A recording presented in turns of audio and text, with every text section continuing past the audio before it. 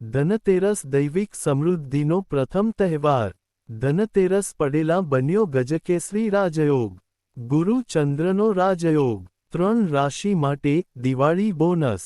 દિવાળીનું પહેલું પર્વ ધનતેરસ માત્ર ખરીદી વેચાણનો દિવસ નથી, પરંતુ તે દૈવિક રીતે ધનની દેવી લક્ષ્મી અને આયુર્વેદના દેવ ધન્વંતરીની કૃપા મેળવવાનો મહાન સમય છે. આ દિવસે જ્યારે ગુરુ અને ચંદ્ર એકસાથે શુભ સ્થાનમાં આવે છે, ત્યારે એક અસાધારણ ગજકેસરી રાજયોગ રચાય છે જે માનવજીવનમાં ધન, બુદ્ધિ, સમૃદ્ધિ અને માનસિક શાંતિ આપે છે. જ્યોતિષશાસ્ત્ર અનુસાર, ગજકેસરી રાજયોગ એટલે તે સમય જ્યારે ગુરુ બૃહસ્પતિ અને ચંદ્ર એકબીજાના કેન્દ્રસ્થાનમાં હોય, એટલે કે ચંદ્ર ગુરુથી ચોથા, સાતમા અથવા દસમા સ્થાનમાં હોય. આ સ્થિતિ ખૂબ શુભ માની છે કારણ કે ગુરુ જ્ઞાનનો ગ્રહ છે અને ચંદ્ર મનનો. જ્યારે આ બે ગ્રહો સુમેળમાં આવે છે, ત્યારે મન અને જ્ઞાન વચ્ચે સાત્વિક સંતુલન રચાય છે. 2025ની ધનતેરસે બનેલો યોગ. આ વર્ષ 2025ની ધનતેરસે ચંદ્ર વૃષભ રાશિમાં અને ગુરુ મિથુન રાશિમાં છે. બંને વચ્ચે કેન્દ્ર સંબંધ બનતો હોવાથી ગજકેસરી રાજયોગ રચાયો છે. આ રાજયોગ ખૂબ શક્તિશાળી છે કારણ કે ગુરુ ઉચ્ચ સ્થાને છે અને ચંદ્ર પણ શુભ દૃષ્ટિમાં. અચાનક ધન પ્રાપ્તિ, અટકેલી સંપત્તિમાં વધારો, માનસિક સંતુલન અને નવી દિશામાં વિચાર કરવાની શક્તિ, સમાજમાં પ્રતિષ્ઠા અને સન્માન, ધાર્મિકતા પ્રત્યે ઝોક અને દેવી લક્ષ્મીની કૃપા.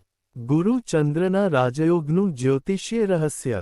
ગુરુ એટલે દૈવિક બુદ્ધિ, ધાર્મિકતા અને શિક્ષણનો ગ્રહ.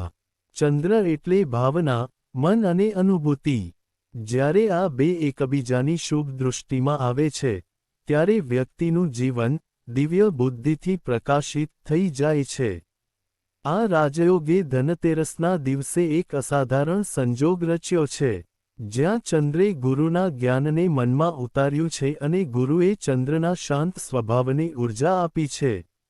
આ કારણે આ દિવસે શરૂ થતી ઊર્જા આખી દિવાળી સુધી ચાલે છે અને જેની જન્મકુંડળીમાં પણ ચંદ્ર ગુરુનો સંબંધ હોય તેને તો આશીર્વાદની વરસાદ થાય છે.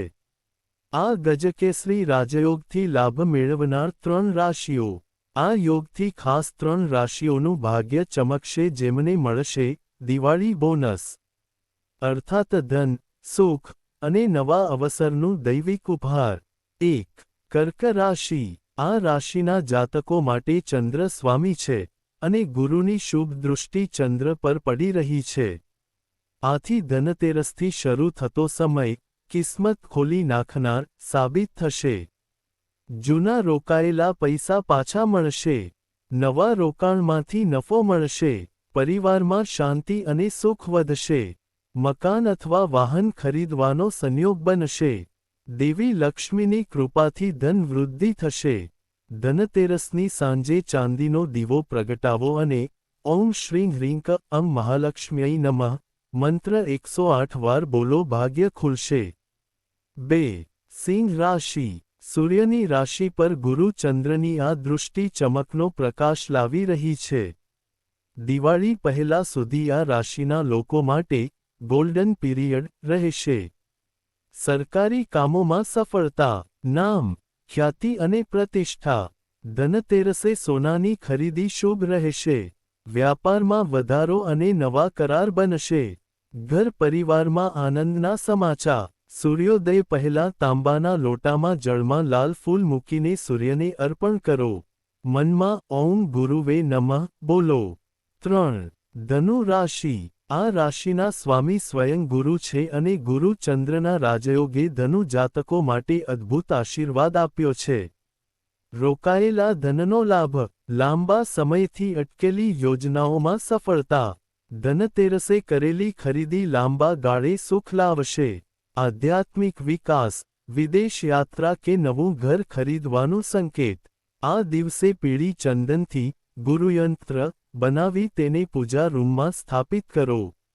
ધનતેરસથી દિવાળી સુધીનો સમય અદૃશ્ય આશીર્વાદનો પ્રવાહ. આ રાજયોગ માત્ર એક દિવસ માટે નથી.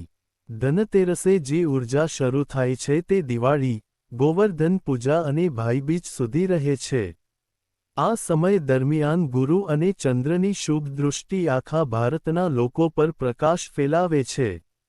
આ દિવસોમાં જો તમે સકારાત્મક મનોભાવ રાખશો, દાન કરશો અને કોઈને મદદ કરશો તો ગુરુ અને ચંદ્ર બંનેના આશીર્વાદ તમને ગુણાકાર રૂપે પરત મળશે.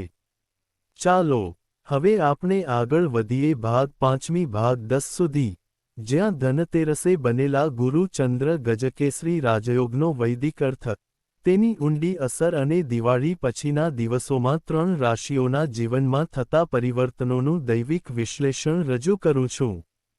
ગજકેસરી રાજયોગનો વૈદિક અર્થ. વેદો મુજબ ગજકેસરી યોગ એ તે રાજયોગ છે જેમાં વ્યક્તિને રાજસમાન યશ, બુદ્ધિ અને ધનપ્રાપ્તિ મળે છે.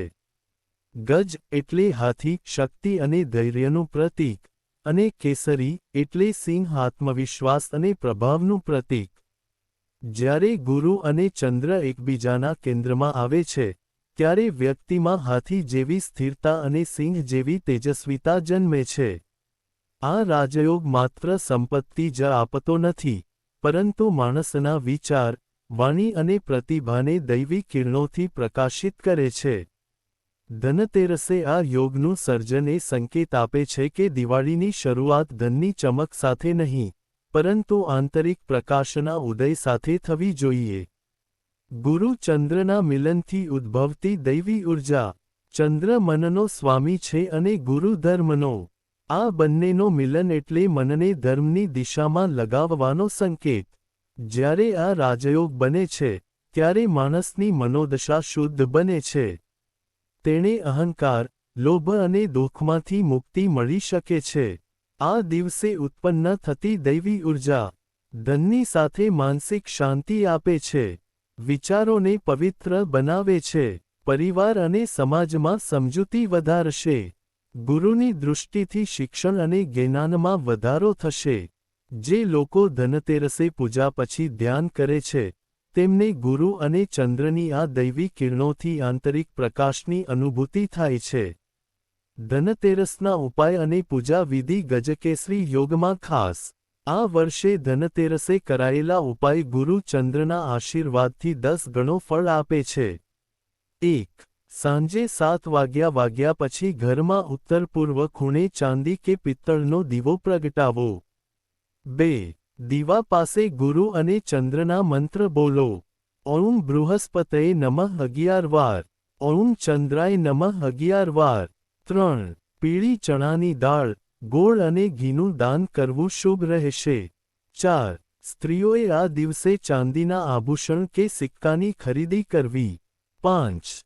ધનતેરસની રાત્રે, લક્ષ્મી પૂજન પછી 21 દીવા પ્રગટાવવાથી ગુરુ ચંદ્રની કૃપા દ્વાર ખોલે છે.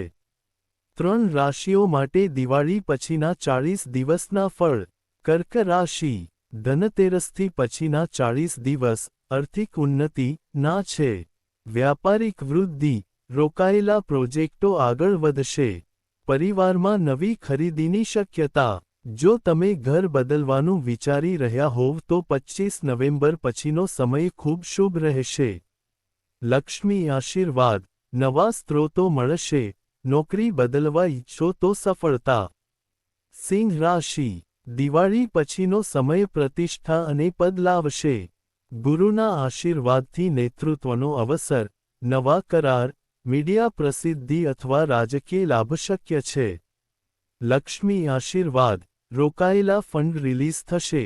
દિવાળી પછી મોટી ડીલ સાઇન થઈ શકે છે. ધનુ રાશિ. આ રાશિના સ્વામી ગુરુ પોતે યોગ રચી રહ્યા છે. આથી ધનતેરસથી શરૂ થઈ દિવાળી પછી સુધીનો સમય જીવન પરિવર્તનકારક રહેશે. ધન, આત્મવિશ્વાસ અને આધ્યાત્મિક વૃદ્ધિ સાથે વ્યક્તિનું ભાગ્ય ઉન્નત થશે. લક્ષ્મી આશીર્વાદ, વિદેશ સંબંધિત કામોમાં લાભ, નવું ઘર કે વાહન ખરીદવાની તક. ગુરુ ચંદ્ર દૃષ્ટિની અસર ધંધો, નોકરી, આરોગ્ય અને લગ્ન પર.